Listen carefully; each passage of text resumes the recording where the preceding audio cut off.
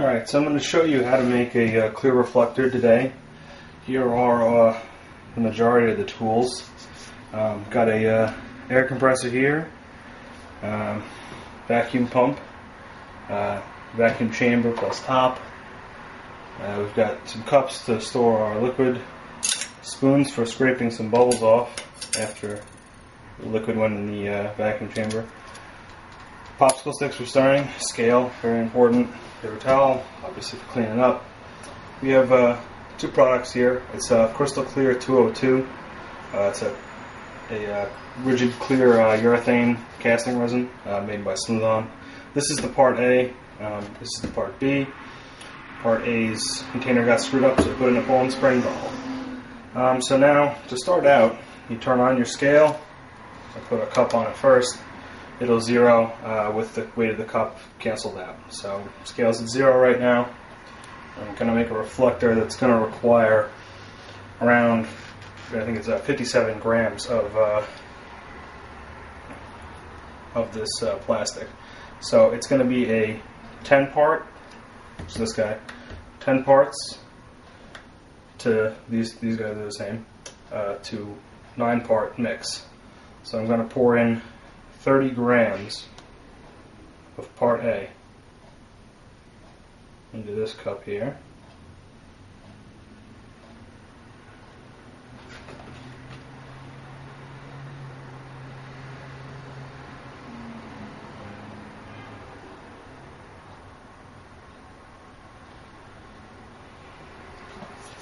Let's see if we're there.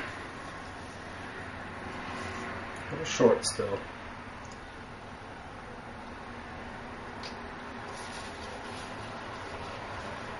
And then over a little, so pour some out.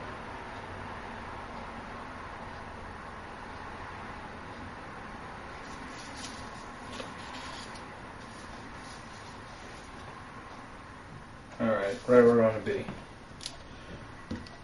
Now this one needs to be stirred a bunch. I shook it up in this metal container before, but because it's been sitting out for a little bit, I like to re-stir with a popsicle stick.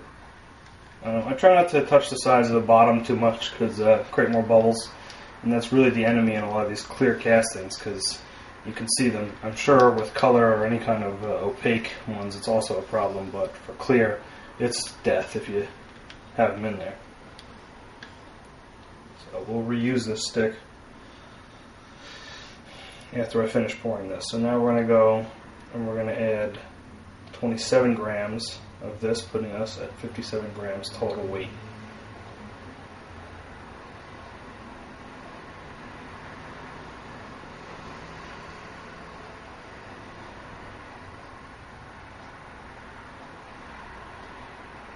I overestimate the amount of plastic I'm going to need because I scraped some off with the spoons, and then I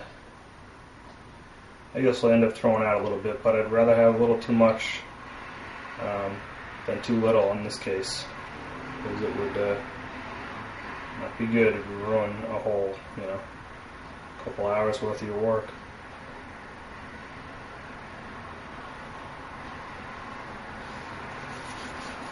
Alright, right on. I'm going to clean this off because it might have a gram or two of the part B on there, and I don't want that. This Crystal Clear 202 has to be mixed with weight ratios. You cannot do it by volume, it's not accurate enough. So get a scale, get one that's accurate. Accurate to 0.1 gram would be pretty good, especially if you're doing smaller molds like we are. Alright, so this is getting good mixture. This turns a little hazy when you first start mixing it together, and then it'll clear back up, and once it starts to clear back up, you're good.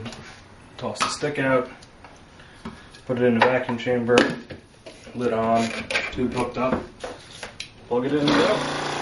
Just want to show you the bubbles moving up in the glass there. As you can see, kind of rising to the top. Can't really tell that they're moving. It takes about 3 to 4 minutes. Now, this is Been in the vacuum chamber for about 4 minutes.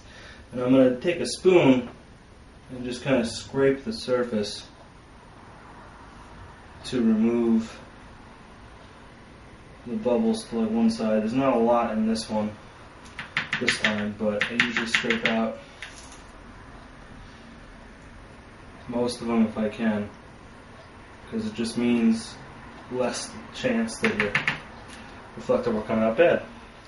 Alright, so we're going to fill another DRL reflector here. Maybe this angle will be a little bit better view. Again, because this is a awkwardly shaped DRL reflector at the bottom of my mold, I need to fill it up a little bit.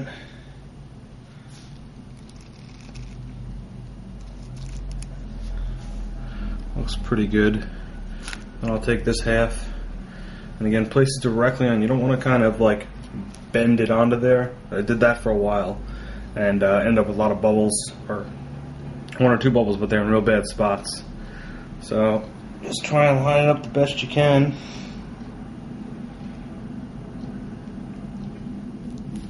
Place it on there, hold it together, and rubber band or 2 or 1, whatever you get,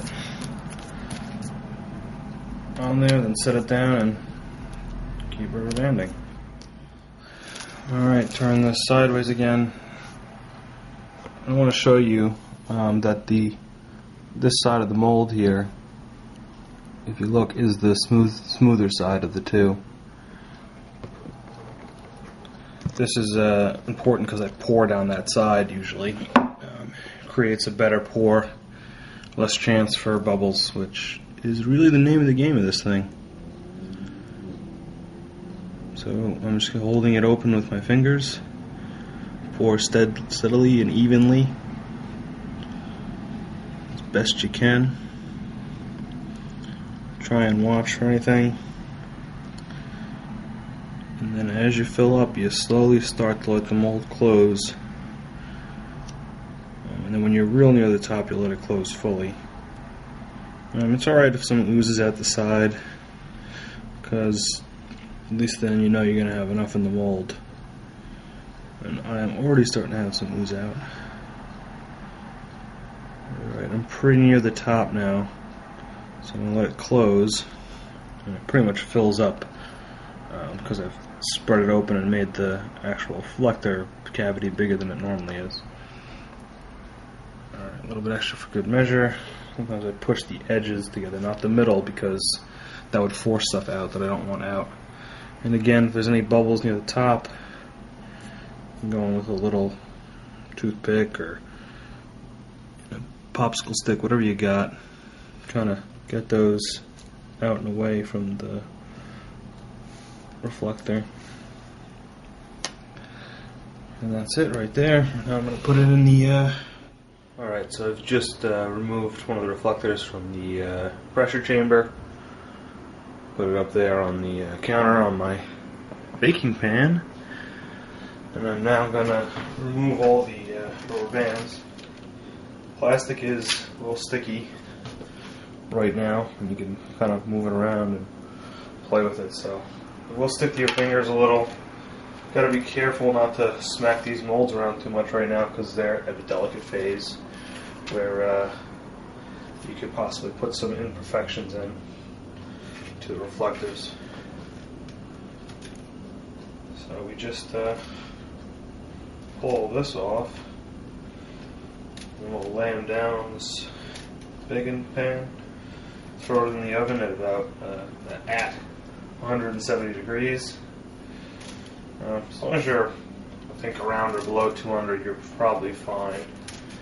But 170 is what I prefer, and 2 hours on that temp for them. And you can just, that's because they're so thin.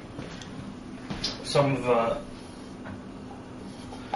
the information I read suggested 6 hours in the oven, but because these pieces are so thin and the molds aren't that big, it doesn't take that long for them to heat up and cure.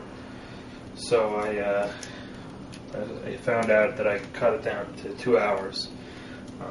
Obviously, it's hot then when you take it out, so you can't unbolt it, right away. So you gotta let them cool after that. So that's gonna take an additional 4 or 5 hours, whatever it is, to get to a proper temp.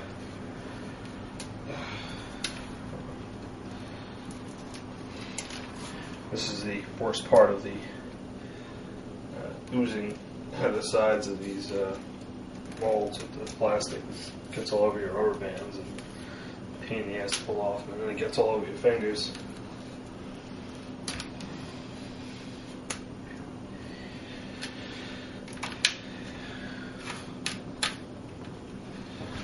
Alright, one more to go. I'll just lay them down on here. I don't think it really matters which ways you have them laid. Just fits my oven. Never been one who's really cared about a preheat cycle much, so load them in, close it up. It's 8:44 right now, so at 10:44 I'll pull them out.